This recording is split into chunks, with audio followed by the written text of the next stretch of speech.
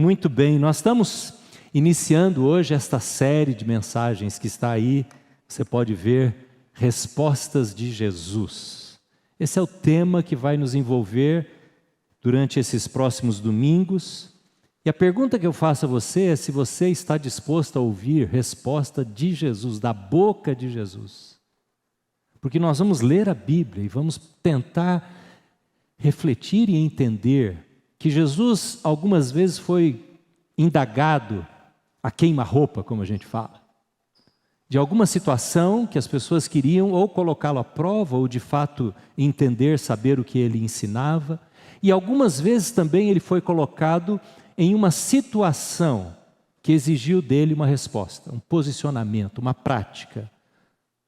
E em todas as vezes que Jesus age assim, trazendo esclarecimento, trazendo orientação, nós precisamos pegar estes textos, essas histórias, aprender, reter o princípio que está por trás delas, já que vivemos em outra sociedade, em outro tempo, mas há um princípio, há um ensinamento por trás dessas respostas de Jesus. E quando ele responde, ele não responde apenas para aqueles que estavam lá na sua cultura e no seu tempo, mas ele responde de maneira que a igreja dele, hoje, até os dias de hoje, possa também dar respostas para aquilo que nós estamos vivendo. Esta é a razão desta série. O tema de hoje é esse que está aí. Como reagir a tudo isso? Deixa eu dizer para você, perguntar para você, você não está sobrecarregado de informações, de tensões, de problemas, de temas complexos, difíceis de responder? Você não se sente assim? Tem hora que você, como eu, deseja simplesmente não tomar conhecimento. Não é assim? Fale bem a verdade. Dá vontade de ficar alguns dias sem saber o que está acontecendo.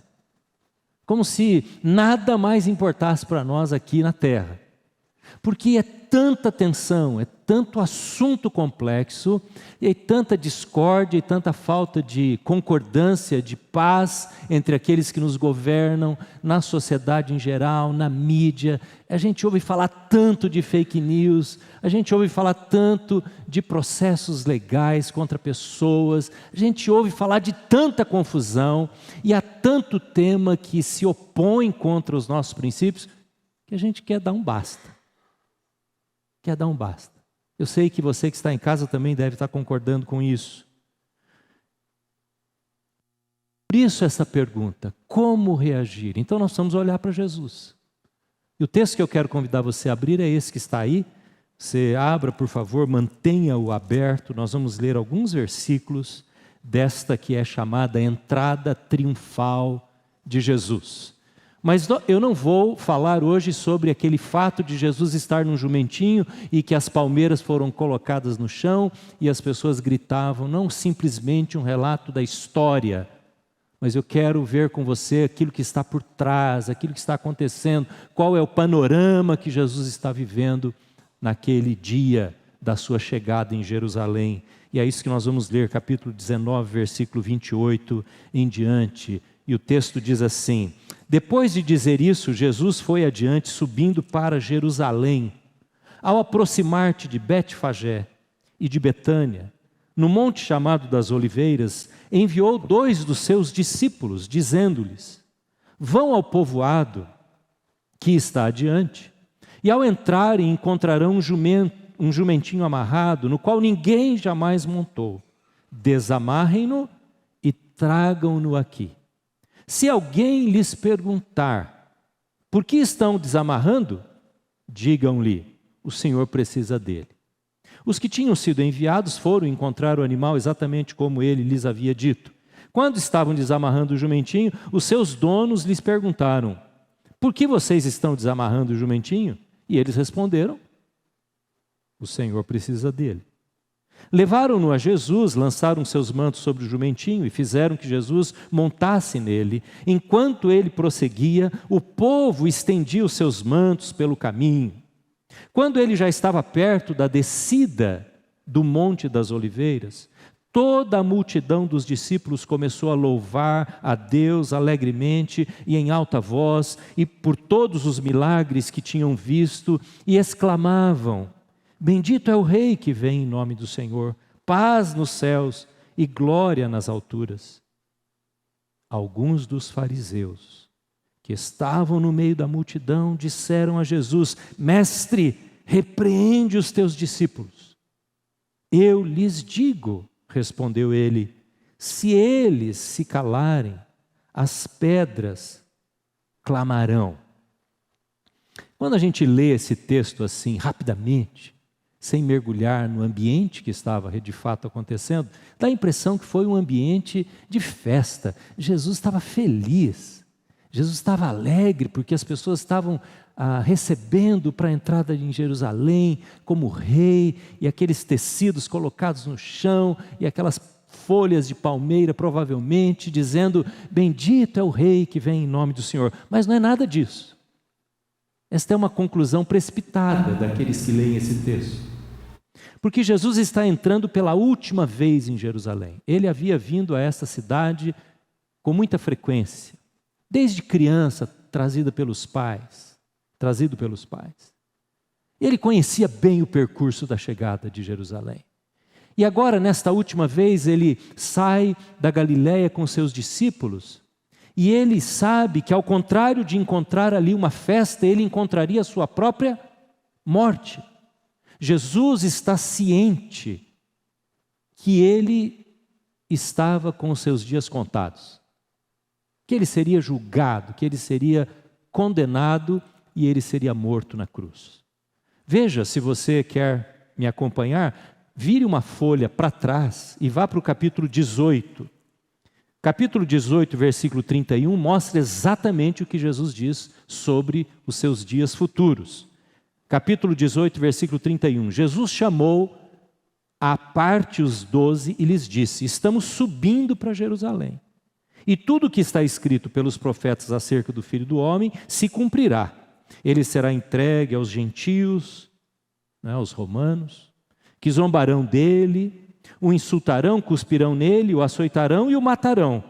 Mas no terceiro dia ele ressuscitará. Os discípulos não entenderam nada. Perceba isso. Nada dessas coisas. Esse era o ambiente. Esse era o clima que Jesus estava vivendo. Mas se você volta lá para a história da entrada de Jesus em Jerusalém, isso aconteceu numa manhã, provavelmente numa manhã de segunda-feira, já que ele morre na sexta seguinte. A noite anterior a esta caminhada em cima de um jumentinho, Jesus tinha dormido com os seus discípulos na casa de Lázaro, Marta e Maria, 3 irmãos. Aquele Lázaro que havia sido ressuscitado.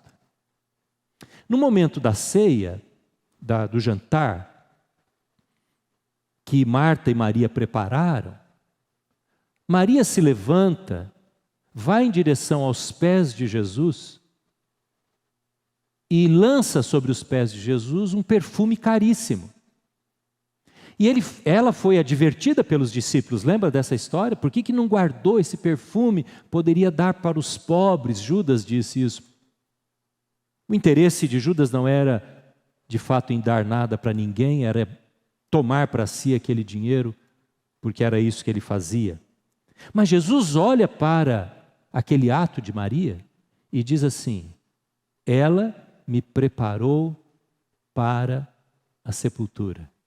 Porque todo corpo, todos os que morriam, recebiam um tratamento ao serem colocados no túmulo, e depois também de alguns dias as pessoas voltavam lá para retardar o processo de decomposição do corpo.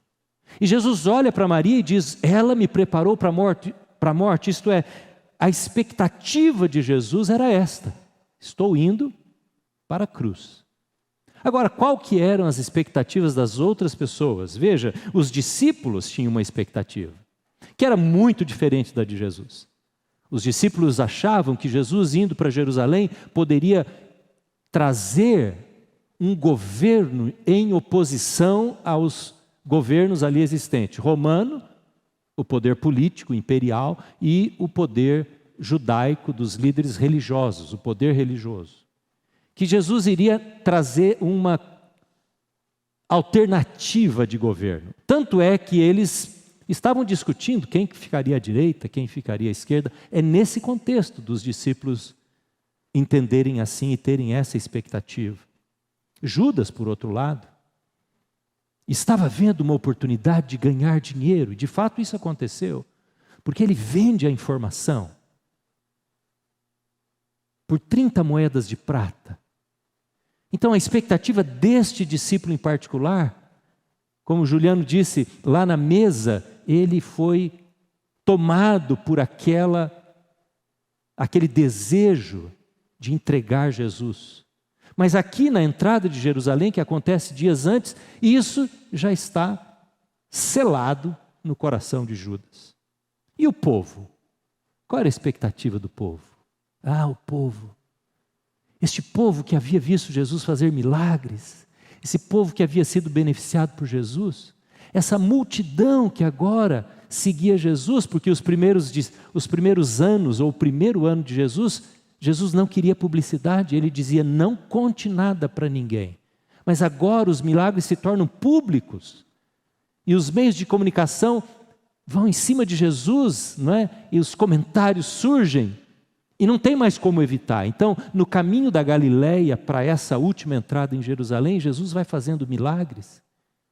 Quando ele chega em Jericó, uma cidade próxima de Jerusalém, ele fala com Zaqueu, um homem conhecido, as pessoas olham aquilo e vê que Jesus foi na casa deles. Quando Jesus sai da casa deles, as pessoas começam a segui-lo. Ele cura um cego em Jericó. Ele vai e visita Lázaro, que ele havia ressuscitado. Então as pessoas vêm e, sabendo que Jesus estava chegando e poderia transformar a situação, o status quo daquela sociedade oprimida pelo poder romano e pelo poder religioso judaico. Havia essa expectativa, essa euforia, por isso eles foram correndo encontrar Jesus. Quando Jesus desce do Monte das Oliveiras, há um vale chamado Vale de Cedron, e depois lá na frente, a muralha de Jerusalém, há uma porta que hoje inclusive está fechada, a porta do Ocidente, a porta oriental melhor, e ele desce o vale. Quando ele vai descendo o vale, a multidão já está em volta dele, gritando e saudando euforicamente a Jesus. Mas há um outro grupo que é o grupo dos fariseus. Se você olhar aí no capítulo 19 que eu li, quando você chega ao versículo 39, diz assim: alguns fariseus chegaram a Jesus e disseram: Jesus, manda esse povo se calar. Eles não podiam admitir que Jesus fosse ovacionado, aclamado desta maneira. Porque o plano deles era matar este homem. Então, quanto mais sucesso, quanto mais notoriedade ele tivesse, pior ficava este plano de ser realizado. Eles queriam que Jesus entrasse na surdina, quietamente. Porque eles poderiam pegar Jesus, colocá-lo de lado, julgá-lo sem que ninguém soubesse. E aí no dia da sexta-feira, que era o dia da comemoração da Páscoa, lembrando lá do Egito, quando o cordeiro era morto lá no santo lugar, ninguém se lembraria desse homem. Por isso eles têm essa expectativa que Jesus impeça essa gritaria toda. O plano é esse, o ambiente é este, a atmosfera é essa. Então você pode ver que não tem nada de festa. Jesus está com os olhos fixos no seu sacrifício. Tanto é que quando ele passa por Samaria, os olhos de Jesus estão tão concentrados na viagem que ele ainda tinha pela frente, que ele nem quis parar. Versículo 47, que eu não li, está aí adiante do texto, onde eu parei a leitura no 40. 47 diz: todos os dias, quando ele chegou na cidade, todos os dias ele ensinava no templo, mas os chefes dos sacerdotes, os mestres da lei e os líderes do povo procuravam matá-lo. Todavia, olha só, versículo 48. Todavia, não conseguiam encontrar uma forma de fazê-lo, porque todo o povo estava fascinado. Pense comigo, fascinado nas palavras de Jesus. Então ninguém o deixava, eles não podiam prendê-lo, não dava certo, momento algum, prender Jesus. E todas as noites Jesus saía e voltava para Betânia, para a casa de Marta, Maria e Lázaro. Ele dormiu a semana toda ali. Então o povo ia e voltava e não deixava Jesus sozinho. Esse era o ambiente. Por isso, quando Jesus responde a esse clima e essa atmosfera, a gente precisa aprender com ele. Porque esta contrariedade de opiniões, de desejos, de posicionamentos na sociedade é o que a gente vê todo dia, não é assim? Conflitos, notícias que surgem, pensamentos ideológicos, quebra de padrões que estávamos acostumados a viver, crer, agir, ensinar os nossos filhos. E de repente vem essa avalanche de coisas que perturbam a gente. Assim como Jesus está perturbado neste tempo, angustiado, e dias depois ele vai para o jardim e transpira sangue que se mistura com suor. Essa é a situação. Então, quando você vive uma situação de tensão em casa, conflito, dificuldade, às vezes uma desorientação, você não sabe o que você vai dizer diante de alguma situação qualquer, pode ser na área moral, ética, espiritual, você fica atordoado. Lembre-se de Jesus. Jesus dá uma resposta para isso. Então, Jesus não evita essas coisas. Jesus não deixa de trilhar o seu caminho e de falar aquilo e de fazer aquilo que o Pai havia determinado que ele fizesse. Ele cura a hora que ele tem que curar, ele entra na casa de Zaqueu, alguém que era rejeitado pelos seus próprios conterrâneos. Ele continua fazendo, crendo e servindo e abençoando as pessoas, independente do que diziam. Às vezes a gente está precisando olhar para Jesus e ver essa maneira de Jesus agir e dizer, eu quero aprender com Jesus, com sobriedade, com amor, mas com firmeza, tomar os meus posicionamentos. Então não há assunto proibido, irmãos. Sabe, às vezes a gente quase que não tem coragem, a gente perde a força para discutir certas coisas, para conversar sobre certos assuntos. Eu quero dizer a você nesta noite que não há assunto que a igreja não possa conversar e falar e aprender e reaprender ou reafirmar. Porque todo tipo de assunto contemporâneo a cada um de nós está contemplado nas Escrituras, na Bíblia. Então nós falamos de política, sim, nós falamos de política. Nós debatemos a política. Nós fazemos assim com princípios, os princípios de Cristo. Mas nós fazemos isso. Nós falamos sobre identidade de gênero e expressamos as nossas convicções com acolhimento e amor, com aceitação. Mas nós dizemos o que a Bíblia diz sobre o casamento entre um homem e uma mulher. É o que a Bíblia diz. É o que os nossos credos afirmam desde os primeiros séculos da história da igreja. E continuam afirmando, apesar de muitas vozes surgirem por aí de vez em quando, dentro das próprias igrejas. Nós falamos sobre a pressão da cultura. Nós falamos sobre isso. Nós falamos sobre aborto. E nós falamos que a mulher não tem direito sobre o seu corpo. Porque ela perde este direito no momento que ela recebe um ser doado por Deus. A gente sabe que a lei brasileira já contempla soluções legais, ainda que muito difíceis de serem tomadas, e a gente sabe que há situações na sociedade brasileira que nos chocam com respeito a estupro, a violência. Mas a igreja fala sobre aborto E nós podemos dizer que nós não podemos aceitar aquilo que a sociedade liberal, nos conceitos morais, vai querer, está querendo impor sobre nós, como acontece nos países vizinhos da América Latina. A ponto de dizerem num tribunal, no Supremo Tribunal Federal de um dos nossos vizinhos, que se pode abortar um bebê de 6 meses, 24 semanas.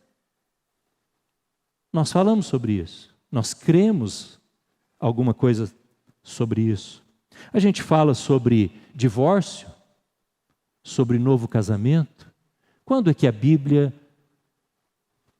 permite e abençoa o novo casamento? A gente fala sobre sexualidade debaixo da aliança do casamento, numa relação de aliança duradoura, que então desfruta do prazer sexual. Hoje, o que eu quero dizer são algumas coisas mais gerais. Nos outros domingos a gente vai trabalhando e ouvindo e aprendendo sobre temas mais específicos nesta área. Mas eu quero dizer hoje que em qualquer um desses assuntos, das circunstâncias que vivemos, nós não desligamos a nossa mente cristã. Nossa mente cristã não é para ouvir sermão apenas. Não é para a gente entender o que diz um salmo, não é para a gente cantar louvores ao Senhor apenas, mas é para viver a vida. A nossa visão cristã de mundo, a partir das Escrituras, serve para nos levar a uma vida em sociedade e sermos farol e luz e sal, como Jesus disse lá naqueles dias. E vale para mim e para você também hoje. Você compreende o que eu estou dizendo? Você pode dizer amém a isso? Está difícil dizer amém a isso ou não? Nós não enfiamos a nossa cabeça no chão da igreja. Não faça isso, irmão. Não desligue a sua mente cristã, a sua visão de vida a partir da Bíblia, quando você sai dessa porta. Como é que a gente faz isso? Bom, eu tenho, baseado nesse texto aqui, 3 requisitos. Primeiro, é este que está aí. Eu preciso saber quem eu sou. E Jesus sabia muito bem. A gente parte da vida de Jesus. A gente parte da vida de Jesus. Quando Jesus fala com os discípulos, ele diz: o Filho do Homem vai ser julgado, e vai morrer, e vai ressuscitar. Jesus tinha clareza de quem ele era desde o dia do seu batismo, 3 anos antes, quando ele ouve da parte do Pai esta voz que dizia: este é o meu Filho amado. Eu preciso saber quem eu sou. Em primeiro lugar, antes de conversar sobre qualquer assunto polêmico, difícil, complexo, eu preciso saber quem eu sou. E sabendo quem eu sou, eu sei em quem eu creio e o que eu creio. Não é assim? Quando você conversa com uma criança sobre um tema difícil, pode ser desde uma rebeldia, uma desobediência, ou um tema mais complexo como ideologia de gênero, por exemplo, se ele ouvir alguma coisa. Você tem que levar essa criança, seu filho, seu neto, a entender quem ele é. E não baixar um padrão de comportamento de cima para baixo, não é? E dizer: é assim que você tem que fazer. Não é isso. Você tem que fazer isso e pode crer nisso e pensar assim, porque você é. E a palavra importante aqui é identidade. A gente gera a nossa identidade a partir daquilo que nós cremos.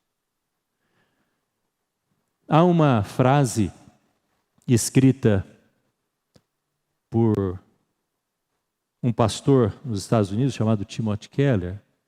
Ele diz, para você talvez vai ficar um pouquinho difícil de ler toda a frase, que ela está saindo aí da tela.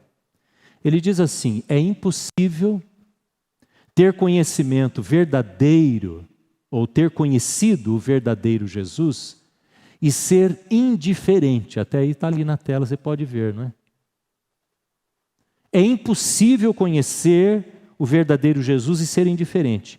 Você ou se curva perante Ele, na continuidade da frase que eu estou lendo, ou você se curva em maravilha, ou vai embora ofendido. Não tem outra opção. Ou você se curva debaixo da autoridade de Jesus, ou você sai ofendido. Há muitas pessoas, em todas as culturas, todos os países, todos os meios sociais, que estão saindo ofendidos de perto de Jesus. Porque Jesus não se adequa àquilo que eles pensam, creem. Então saem ofendidos, saem contrariados. E a palavra que eu quero destacar para você aqui é: sou cristão, sou discípulo de Jesus. Se você não souber dizer isso, vindo da alma, vindo da sua convicção interior, se você não puder dizer isso quando vai conversar, sabe o que você vai fazer? Você vai hostilizar pessoas. Você vai rejeitar pessoas. Você vai debochar, você vai ter preconceitos. E é isso que as pessoas acusam os cristãos de fazerem. Porque na verdade não estão agindo como Cristo. Não estão agindo. Ao discutirem política, ao discutirem ideologia, ao discutirem aborto, práticas de relacionamento ou qualquer outra coisa, não são cristãos. São religiosos. Têm as suas convicções, mas não agem segundo o coração de Jesus. Ou então se amoldam, se conformam, fazem aquilo que os camaleões fazem, porque não querem ficar mal. Então ficam lutando entre dar o like para aquilo que Cristo não daria, ficam em luta. Perdem identidade. Ficam esquizofrênicos evangélicos, cristãos. Ficam em luta entre dar o like entre aquilo que daquilo que Jesus não daria, ou se posicionar antagonicamente contra quem vai por caminho que não são os que ele crê. Sou cristão. Qual é o primeiro adjetivo que você coloca? Não na sua boca, aqui dentro, quando você entra em assuntos polêmicos. Se não for esse, é melhor não falar nada. Porque você vai seguir o caminho da maioria, do conflito, do antagonismo, da fake news, da briga. Como famílias estão brigando sobre assuntos políticos, por exemplo. Como pais que estão entrando em conflito com seus filhos e vice-versa, por assuntos dos mais variados. Amigos que se separam. Irmãos na igreja. Células, não é o nosso caso. Mas quantas vezes eu tenho ouvido brigas e conflitos dentro da comunidade de fé, por causa desses temas. Porque não se põe a qualificação de cristão. Eu sigo Cristo. Ponto. Você está sendo convidado, eu estou sendo convidado hoje a adjetivar, qualificar a minha vida e a sua dessa maneira. Irmãos, se eu sou cristão, eu não vou me identificar devotamente a mais nada. Eu não vou fazer isso. A minha paixão é por Jesus. Eu vou mais fundo e mais claro aqui. Eu não sou bolsonarista, porque eu sou cristão. Ponto. Eu não sou lulista, porque eu sou cristão. Talvez você não esteja entendendo ainda. E eu vou ser mais claro e vou falar um pouco mais facilmente. Sabe o que eu faço como cristão? O que Cristo fez quando Ele estava diante de autoridades, quer fossem elas religiosas, quer fossem elas de Estado. Ele julgava todas essas pessoas. Ele dizia a um fariseu que não saía do templo, ele dizia: você é como um sepulcro caiado. Que coisa! Por fora, bela viola, por dentro, pão bolorento. É isso aí. É assim que ele tratava. Ele julgava as pessoas. E tinha hora que ele sabia ter misericórdia, como aquela mulher adúltera, pega em adultério, e diz: ninguém vai te condenar, eu também não te condeno. Porque eu sou cristão. Então eu julgo isto e julgo aquilo. E ao terminar o meu julgamento, que é difícil, eu decido. E aí você decide também. Desta vez, eu decido por este. Eu decido por aqueles que, como cristão, aquelas, vão ficar mais perto dos meus valores. Aqueles que, como cristão que eu sou, vão defender, vão proclamar, vão lutar pelas causas que o reino de Deus. E às vezes, isto vai acontecendo no meio de pessoas que nem têm muito temor a Deus. Então eu julgo isto, julgo aquilo e vou tomar a minha decisão. É assim que a gente decide. Não é com briga, com desprezo, com maldade, com divisão. Não é assim que a gente decide. Se você é daqueles que se devota a uma coisa e você briga com todo mundo por aquilo, talvez é o caso de você voltar e se requalificar como Cristo lidaria com esta situação, com esse drama.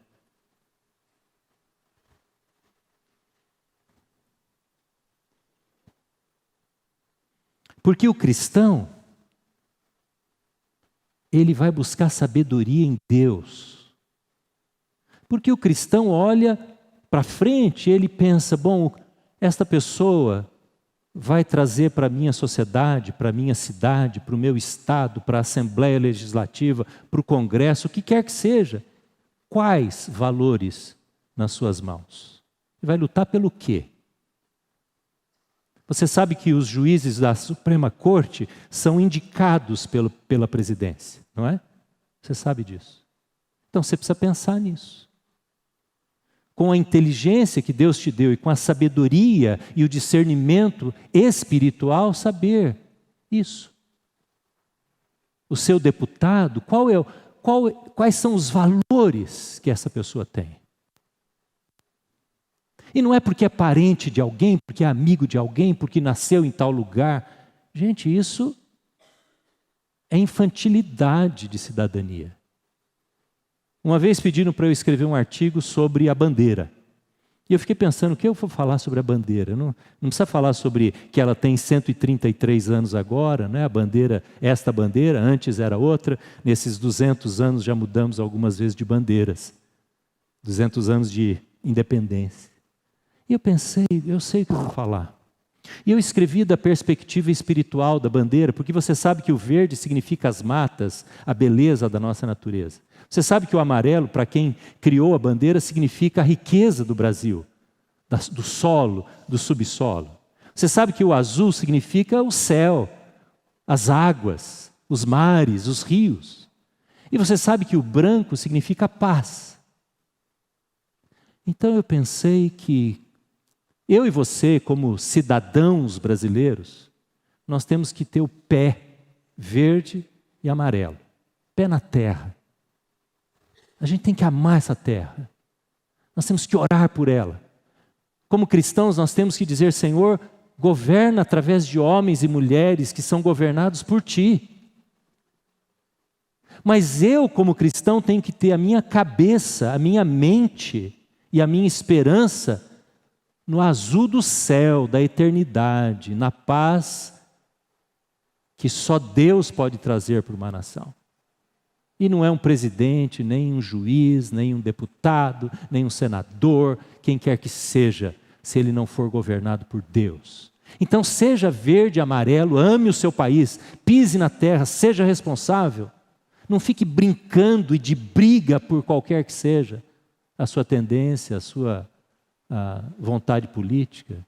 Mas tenha a sua mente, a sua cabeça azul, olhando para o céu, olhando para o reino de Deus, olhando para a autoridade de Jesus e a sua realeza sobre a sua vida, sobre a nossa vida. Fale disso, ensine isso para os seus filhos, para a sua família. Porque nós somos cristãos e nós julgamos o que está acontecendo na nossa pátria. É assim que nós agimos.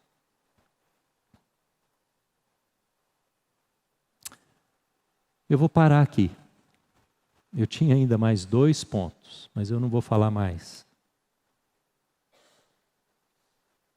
Eu quero apenas dizer a você que há uma tendência, e nós precisamos estar atentos a isso. Há uma tendência, não é no Brasil, uma tendência em todo o mundo, de uma rejeição aos valores judaico-cristãos.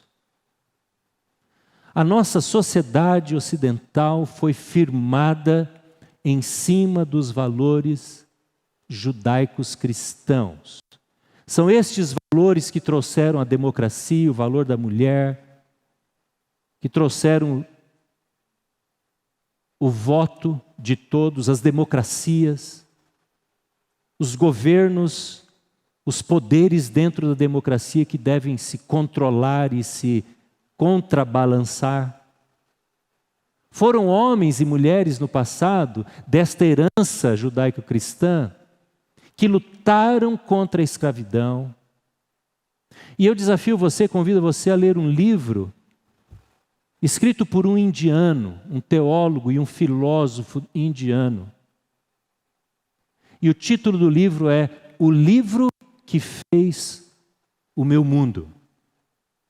E ele fala da Bíblia do ponto de vista não de um cristão, porque ele não era cristão até a sua vida adulta, quando se converteu, ele era hindu. E ele se admira, e ele fala isso no livro, como pode uma nação que nasceu como as nações ocidentais, europeias, das Américas, que nasceu sob a orientação deste livro, rejeitá-lo desta maneira. E ele aponta o pecado das nações ocidentais, especialmente. Como pode? Eu quero convidar você a olhar esta situação que nos rodeia. Há um antagonismo contra a fé cristã em todos os lugares. Por isso que muitos se amoldam para não ficar mal no pedaço. Pastores, igrejas, para serem aceitos pela sociedade também. Há uma tendência ao valor individual acima do valor comunitário. O aborto entra nisso. A ideologia de gênero ou a identidade de gênero entra nisso também. A quebra tão fácil dos casamentos também é dirigida por este conceito do valor do indivíduo sobre o valor da comunidade. Não importa. Até mesmo quando a comunidade são os próprios filhos. Mas eu preciso buscar a minha felicidade. E nós precisamos ter 2 ações muito concretas. A primeira delas é de amor e misericórdia. Porque Jesus, diz o texto, amou aqueles discípulos até o fim. Mas nós precisamos ter também discernimento e sabedoria. Eu quero convidar você hoje a buscar isso de Deus, a pedir isso para o Senhor. Esse mês de setembro e outubro, especialmente nesta área política, vai ser de muita coisa ruim. Mas nós não vamos parar de ouvir as notícias, nós vamos ter ouvidos que são sábios.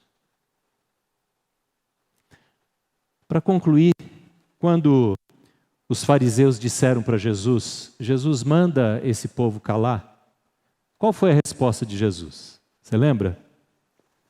Se eles se calarem, as pedras clamarão. Eu fiquei pensando, como é que é essa história de pedras clamarem? Bom, a gente não sabe porque os homens e mulheres que estavam ali continuaram clamando, continuaram ovacionando Jesus. Mas o que significa isso?